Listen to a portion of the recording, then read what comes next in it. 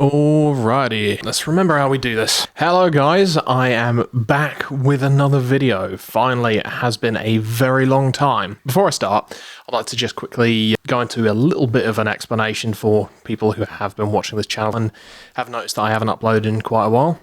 Mainly the reason for not uploading has been this video, or what is now going to be this series of videos. I came to an idea a couple of years ago that I was going to make a really long video on Satanism. If any of you have seen any conspiracy theories at all in your entire life, ever heard people like Alex Jones fucking talking about it, or the absolutely horrible fiasco that was the QAnon shit that came up a couple of years ago, you would have heard the theory about this sort of satanic cult, which has apparently been pervasive throughout society. The research into this topic is incredibly in-depth, and it's incredibly complicated, which is why it makes perfect fodder for conspiracy theories, because there is no exact answer. When you kind of look at it on the surface level, you can basically pull from everything and make this theory. For me, the thing that I am most interested in, specifically in this topic, and what I'm most interested in trying to essentially debunk, is the idea of a pervasive satanic cult that has existed throughout history. I'm going to be making a lot of videos on this. They're going to be very long. If you like long form content, I do hope you enjoy this. This video in itself and the topic is probably going to have to be separated out into multiple videos because I've just put so much into the actual topic itself. So, once again, if you like long form videos, you're going to be liking these. I don't know if I will be keeping them all on this channel or if I'll create another one. But as my channel doesn't actually have many subscribers at the moment, speaking of which, please do like and subscribe. I'm probably going to be mixing a bit of the both. I'm still going to be doing the music stuff, but I am going to be talking about this as well. I do want to specify before we go forward, I'm not religious. I am an atheist, so I am coming at this from a purely secularist perspective. So when I'm talking about magic and conjuration of demons or anything like that, I'm not saying it as in I believe this is a historical fact. I'm saying this as in this is what the book says it does. I do really want to make it clear as well, I am not a historian. I just have a very deep interest in the topic, and I've done a lot of research. However, if you're looking for more of a perspective from a historian or a theological basis, someone who actually has qualifications in this type of thing, I do recommend watching Esoterica. His videos are really fantastic. They go more in depth with the actual theology of the topic. When I'm once again not a theologist, not a historian. However, I do feel like in this video talking about these books and talking about the history does kind of disprove a lot of the theories that you see coming from QAnoners and Alex Jones and the conspiracy theory ideas of what Satanism is and where it comes from. Today it's my privilege to host this program on a little-known area in law enforcement, but important to every small community and every large city across our vast country. It's the area of satanic cults. Let me tell you, so the lyrics to real rock music is nothing more than satanic cyanide. Parents worried about rock's alleged drug, violence, and satanic impact on the young picketed outside Kemper. Parents were actually saw their child summon Dungeons and Dragons demons into his room before he killed himself. You may not like what I'm going to say, but I'm going to say it anyway because I'm not afraid to speak out. It reminds me of the wild man of Gadara in Mark chapter 5 who was possessed of a demon. Pallenberg sponsored Lucifer Rising, a movie that showed, quote, the actual ceremonies to make Lucifer rise. But the fact that virtually every example of this type of backmasking conveys a message that is intrinsically demonic. Aleister Crowley was one of the most infamous Satanists of our modern age. And running around in the graveyard naked and cutting himself with stones and screaming. Demon possession. Through killing people through various rituals that are against the law in our states and in our country. Death.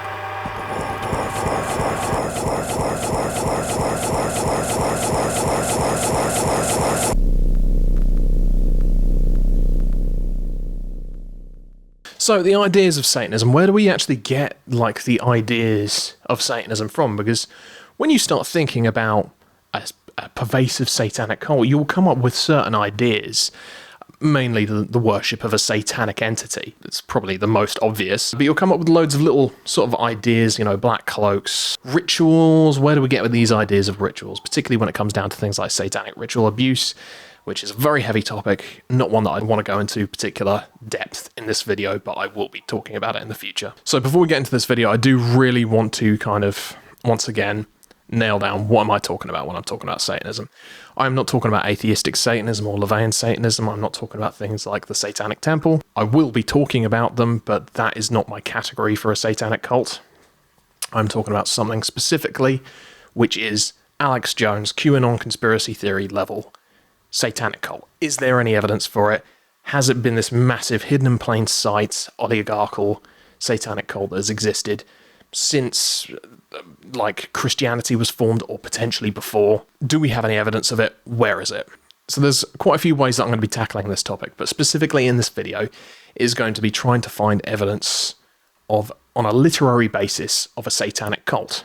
Now, really the only way that we can essentially find this is by trying to find a Bible equivalent, and the Bible is full of prayers and psalms and teachings and stuff like that. You know, there's so much in there. So what would be an equivalent? Now, some of you may be aware of this terminology, some of you may not. Grimoires are essentially going to be the closest equivalent that we can find to this. So keep on letting that fucking slide off my lap. So what we're going to be doing is we are going to be trying to find grimoires that align with a belief of a satanic cult. So let's do a bit of basis on kind of like pop culture when it comes to Satanism. Pre-1980s, you're looking at things like the formulation of the Satanic Bible, which we will be talking about a little bit. That came to be in 1960s to 1970s. But we also see many other things. We start seeing the developments of cults like the Manson family. We also start seeing more stuff on like TV and films about like, you know, Rosemary's Baby, you know, a satanic cult of rich people who summon the devil to impregnate a woman, or The Omen. But when we get to 1980, that's when we do really start seeing kind of the full formulation of the Satanic Panic. So really, the Satanic Panic kind of originated with a book called Michelle Remembers. Once again, not a grimoire, so we're not really going to be touching on it, but that is kind of where we get a lot of our ideas for what would be Satanism. You know, a lot of the ideas in Michelle Remembers are repeated. A lot of things such as repressed memory syndrome, secret things in hidden tunnels, satanic ritual abuse, once again, the main element of this entire thing. So what I'm trying to find is, does this exist in any writings pre the Satanic Panic, pre, 1960s? Does this exist? When I started looking into it, I was pretty confident I would find something that would kind of align with that.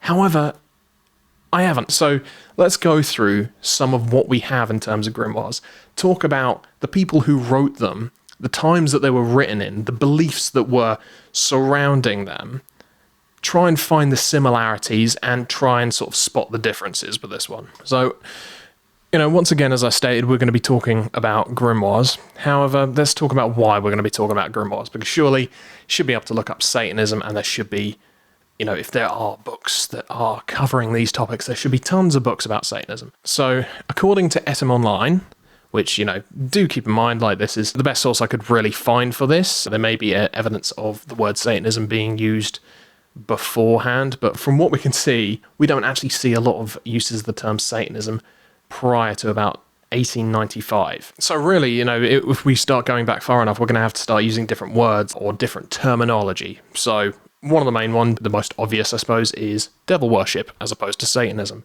But really, we have to start thinking a bit more outside the box. We're going to have to start thinking about, well, what was devil worship? It was usually aligned with black magic. One of the terms for black magic was nigromancy, which comes from the term necromancy, which, for any of you who don't know, that means communing with the dead. So in a way, and a lot of the time you will see this throughout the grimoires, the term necromancy is usually used as a reference to black magic. But also, we get into realms such as natural magic and the occult, which don't actually specifically have anything to do with devil worship. However, and I am going to be using the word however quite a lot in this video, because of the religious views of the time, occultism and black magic, or Satanism, as we would call it today, devil worship, witchcraft, was very commonly aligned with one another. So let's start looking at some of the earliest texts. The first kind of writings we really see, I mean, like magic writings have been going on for years, and what is essentially what we would call a book now wouldn't have always been necessarily referred to as a book, and like a book is just kind of a collection of writings. It's a very big collection of writings. So we've got to keep in mind, at some point, the earliest, what could even be classed as a grimoire now would be things like carvings on stone, like tablets. And we can see this, in ancient Mesopotamia. We can even see these really amazing ceramic bowls, which have these Aramaic carvings in to catch demons from, like, Jewish cultures. And of course, like, some of the most famous magic writings, like the Mummy's Curse. I'm sure most of us are going to be aware of things like the Mummy's Curse. And another thing that we're going to be seeing quite a lot of throughout this video is the simple fact that not everyone could read or write throughout history. So even the possession or ownership of magic writing was considered to have magical properties. The fact that someone could speak a different language, or could write in a different language, or could read a different language, that was almost considered a form of magic in itself. So let's start talking about the uses for magic. What would these usually be? Well, really this would be like protection from evil spirits in particular, also like sexual conquest, and social benefit. So seeming like a popular guy, that kind of getting good rep. It feels like I'm talking about the fucking Sims. And what we'll kind of eventually see is, more things like biblical writings, which were essentially completely fabricated. Particularly in the 18th century, there were things like the 6th and 7th books of Moses, which were circulating in Germany around the 18th century, which is actually quite interesting because later we found the 8th book of Moses, or like references rather to the 8th book of Moses. But the interesting thing is the writers of the 6th and 7th books of Moses wouldn't have been aware of this 8th book at the time. So it's really interesting. We do start seeing some quite interesting, quite quirky little coincidences there. So there's been quite a lot of preamble here, and essentially what I'm trying to make the point of with that is we do see a lot of different ways in which magical writings were essentially transmitted. The idea of a book is kind of a little bit more open to interpretation than we might initially think. So we've talked a lot about carvings. There are things which are written on papyri, which are kind of early forms of paper. You have Chinese bamboo strips, where like writings were usually kind of collected in these collections of strips, wrapped up almost like a scroll. That is, quite a common way that writings were transmitted. And obviously carvings in lead, which is quite an interesting one. There are a few interesting curses actually carved into lead, which you gotta love it. But now I want to start talking about what most of us would consider to be a book, like a book, a collection of pages wrapped in a cover. So when we start seeing a lot of this is in more books which would come under pseudepigrapha, which is kind of falsely attributed books, usually attributed to the Bible. One of the most famous of these is, and a lot of writings have come off of this, I will be talking about this more later as well, is the Testament of Solomon. The Testament of Solomon is probably one of my favorite aspects, because this is where we start getting into demonology. So from what we can see of the Testament of Solomon, it seems to really come from a story which is kind of talked about in the Talmud, the Babylonian Talmud, where it describes King Solomon's construction of a temple.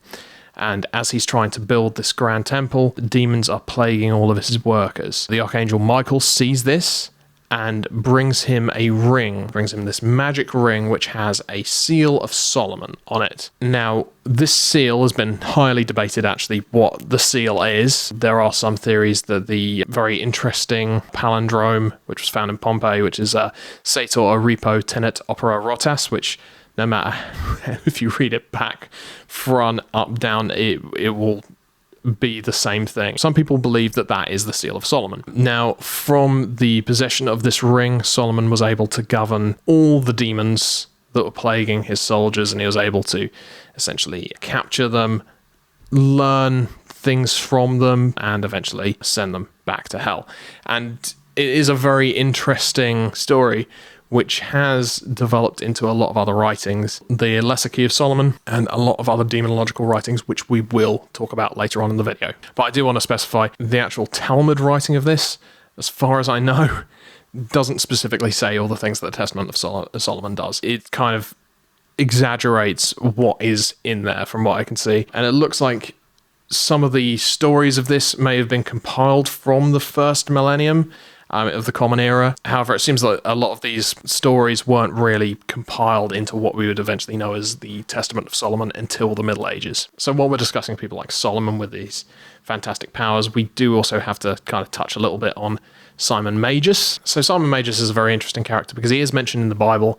However, after the Bible was formulated into its final form, we do start seeing quite a lot of negative stuff said about him. We do start seeing more outlandish claims about him. Essentially, the way he's described in the Bible, he's described as a sorcerer who has this great influence over everyone in his city. However, because they are under his spell, they don't have full autonomy. So he sees one of the apostles lay their hands on someone and sees the Holy Ghost enter this person.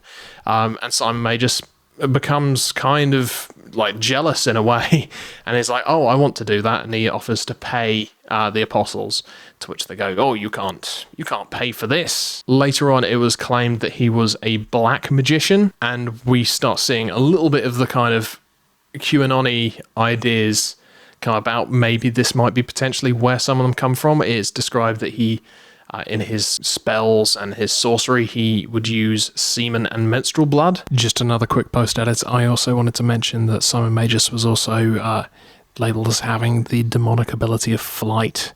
Now, while this might not be quite so relevant in this video, it will actually come back into relevance probably in some of my later videos that I'll be making. So I'll be sprinkling that one in here and there. See if you can catch it. Most interestingly, and what will be relevant to the next section in this video, is Simon Magus is also credited with being a founder of Gnosticism. However, this is debated by scholars, but he is usually credited with being the founder of Gnosticism. So what is Gnostic? What is Gnosticism? Gnosticism is a very interesting subset of Christianity. It is Christian. However, Gnosticism denies essentially some of the main claims that Christianity makes, such as Jesus physically rose from the dead. They believe that that was a spiritual incarnation. A lot of Gnosticism essentially does away with the literal interpretation, so like a literal flesh element. They believe that it was an understanding. People who saw Jesus reached a level of what is called gnosis, which is the interpretation of Christianity to the truest extent of how you can interpret it.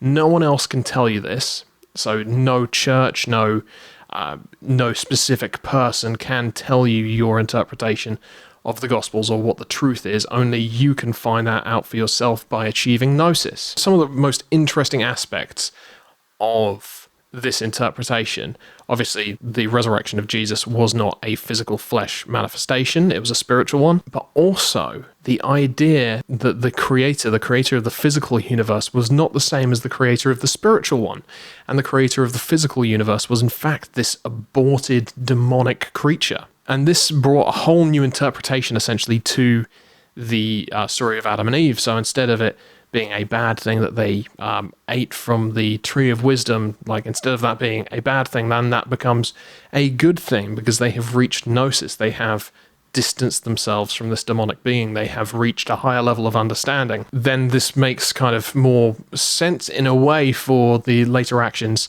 where the God of the Old Testament is described as this jealous God, this God of wrath. And there are some elements from the Nag Hammadi library which kind of add a bit more context to this belief and a bit more context to the stories, where what is actually told is the God of the spiritual universe. He is this almost unknowable figure, and there are several other kind of almost demigod type figures. I believe sometimes they're called aeons. The one that is talked about the most is Sophia, which is Greek for wisdom.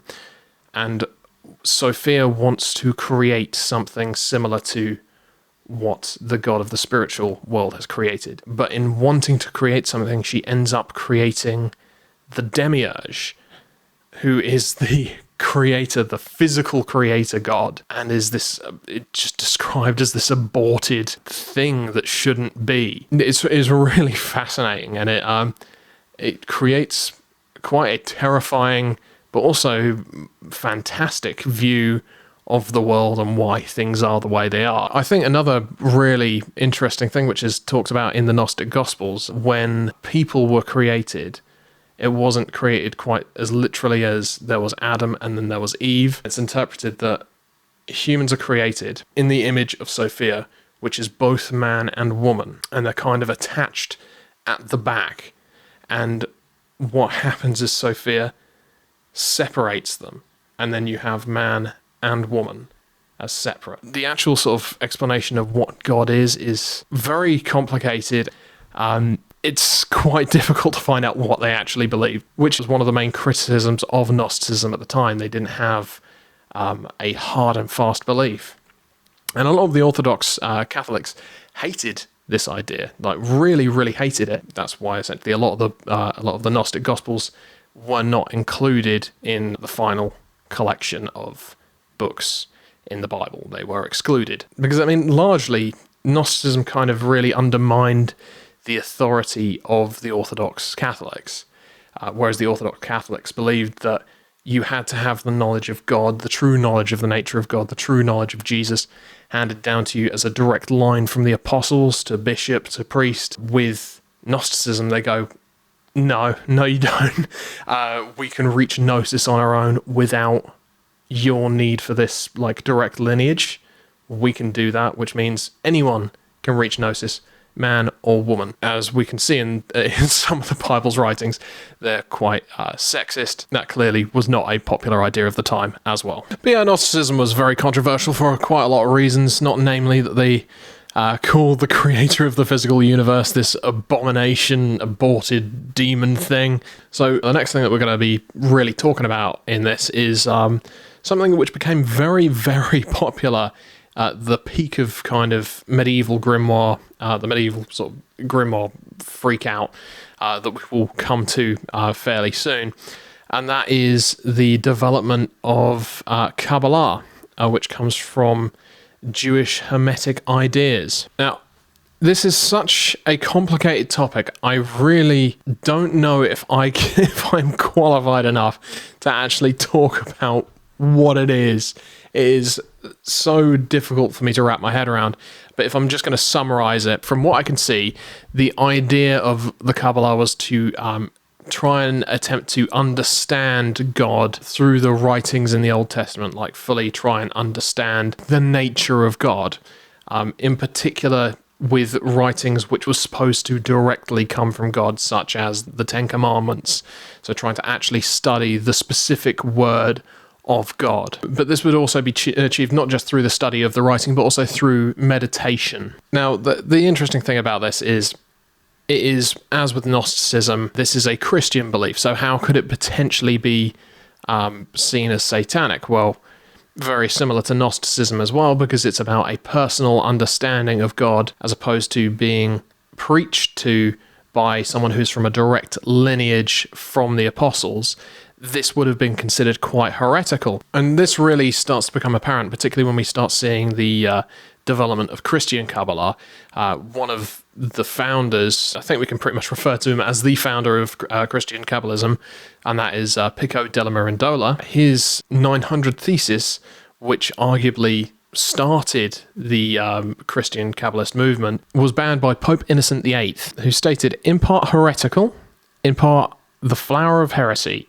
Several are scandalous and offensive to pious ears. Most do nothing but reproduce the errors of pagan philosophers. Others are capable of inflaming the impertinence of the Jews. A number of them, finally, under the pretext of natural philosophy, favour arts, for example magic, that are enemies to the Catholic faith and to the human race. That's some fighting words right there. Now we kind of come into the Middle Ages, where we really start seeing this kind of combination of different ideas. Maybe not so much Gnostic ideas, but they were kind of lost. However, the Kabbalistic ideas still really did permeate quite a lot, because Jewish mysticism, while it wasn't necessarily practiced as much, was definitely revered by specific occultists, despite people like Pico della Mirandola being banned, having his book banned. A lot of people found it interesting and didn't kind of just let that one fizzle out into the ether. In particular, we now come to one of the most interesting figures I have come across in my research, and that is, and I kid you not, the Black Abbot of Sponheim, Johannes Trithemius. Trithemius was a very interesting character, and as well as being an occultist, he was also a cryptologist, and he was very revered by Emperor Maximilian. He claimed to be able to transmit messages without even necessarily the need for a key. So cryptology, but with the use of magic. So the book that kind of describes this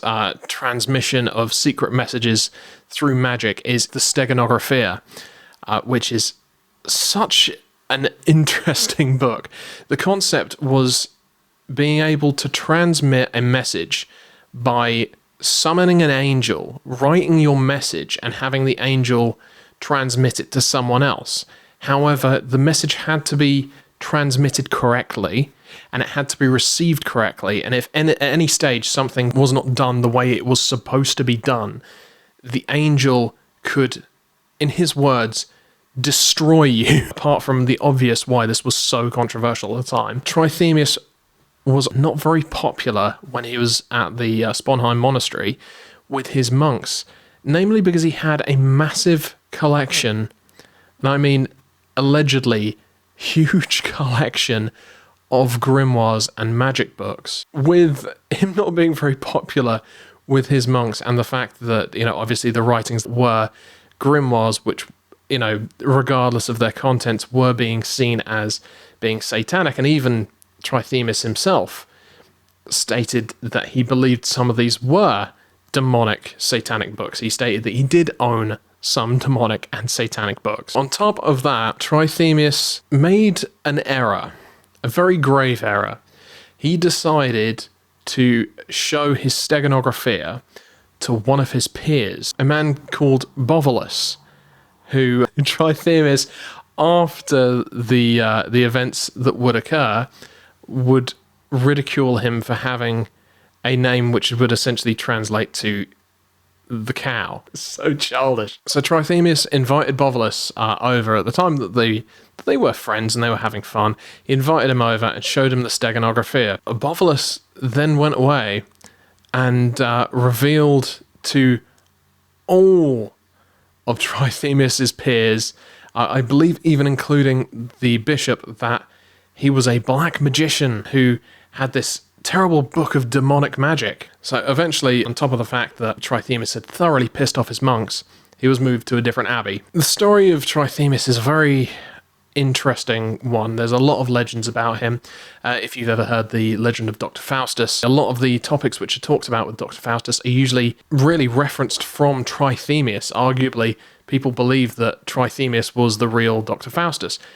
However, interestingly enough, Trithemius did claim to have really met the actual Faust, which is very interesting. So, obviously, there was a magician at the time called Faust, who many, including Trithemius, believed to be a demonic sorcerer. Yet the inspiration for the story of Dr. Faust probably largely came from Trithemius. One of the main topics which is talked about with Trithemius, one of the main legends that kind of surrounds him, is that in the court of Emperor Maximilian, he summoned a demon before him. He summoned this demon in the court of Emperor Maximilian. Now, it's likely that this demon was probably one of the angels that Trithemius referred to. It's very interesting, this topic. It's probably one of the first sort of areas where we start seeing demonic magic, or, you know, perceived demonic magic, because Trithemius did not describe his magic as demonic. He described it as angelic. It was a divine form of magic. This is probably where we start seeing the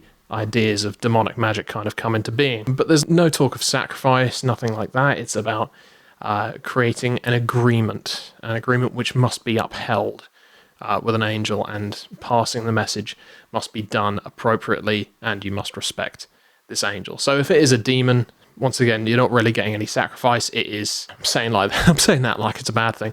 There's no sacrifice involved with this. It is just the transmission of messages. Trithemius has got a very interesting past. Very, very odd way that he became an abbot. He got lost in the snow, found his way to the abbey in Sponheim for shelter, and then within 2 years became a monk and became the abbot. It's a very interesting story that's got a lot to it. Don't really think I could cover it in its full justice in this video, but the great thing about Trithemius is we can now springboard onto the next topic, because Trithemius was essentially denounced by a lot of people, including a lot of his peers, but also by one of his students, who is quite possibly one of the most famous figures in occult magic of the Middle Ages, and that is Heinrich Cornelius Agrippa. Heinrich Agrippa was also a very interesting, very influential figure. He had a very adventurous life. In his younger years, he was in the military, and he was a mercenary. He fought in many places, including Spain, and eventually fought in Emperor Maximilian, the same Emperor Maximilian's army. Heinrich Agrippa, as opposed to Trithemius, his teacher, his direct teacher, Trithemius actually taught Agrippa. Trithemius was very much an anti-witchcraft man. He didn't like witches. He thought witches should be punished. They were demonic. They were evil. He thought that magicians, black magicians, were terrible, but he thought witches were worse. It was kind of like the idea that witches weren't educated enough made them worse. It was a very sort of strange, almost classist attitude to witches and witchcraft. Heinrich Agrippa, however, really opposed the ideas of the witch trials. He, in fact, actually got a woman off of a witch trial. She was going to be tried as a witch by a friar. She was being accused. He managed to get her off of this trial and denounced the friar that accused her in the first place. Pretty Giga Chad behaviour, rather. However, Heinrich Agrippa was a student of Trithemius, and he did revere Trithemius quite a lot, and he did actually dedicate his 3 books, his essentially magnum opus, what we know as the 3 books on occult philosophy, or De Occulta Philosophia. The interesting thing about De Occulta Philosophia is, really, in opposition to a lot of the books that had come before this, which were kind of more discussing magical theology, sort of the boundaries of magic, what it is, what it should be used for, De Occulta Philosophia was more a manual on how to actually practically do the magic. Generally, Agrippa is considered to be less of a contentious figure than Trithemius. However, he did also face his share of accusations. A lot of people claimed him to be a black magician and claimed that he had a familiar, some of which claimed it was the devil in the shape of a black dog who would follow him around the town as he was walking about. I mean, it could have just been a dog, but there you go. Probably the most contentious accusation against Heinrich Agrippa is likely, and this would have been after his death, the 4th book of occult philosophy. To give you a bit of an idea, there is no evidence that there was ever a 4th book of occult philosophy. We have no evidence that he ever wrote one.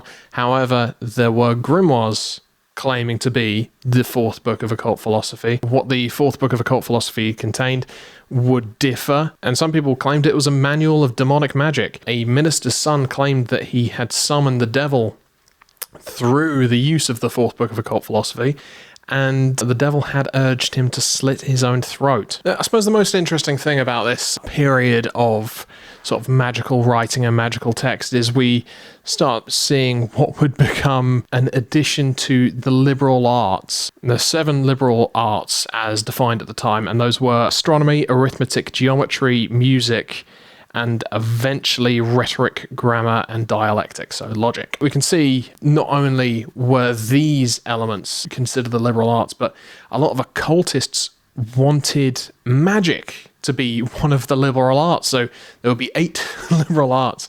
And it's interesting because as we get on, we will, particularly when we get into what will eventually be seen as demon summoning, we start seeing a lot of talk about the liberal arts, and we can really see how important the liberal arts would have been considered at the time. But Agrippa was a really fascinating character.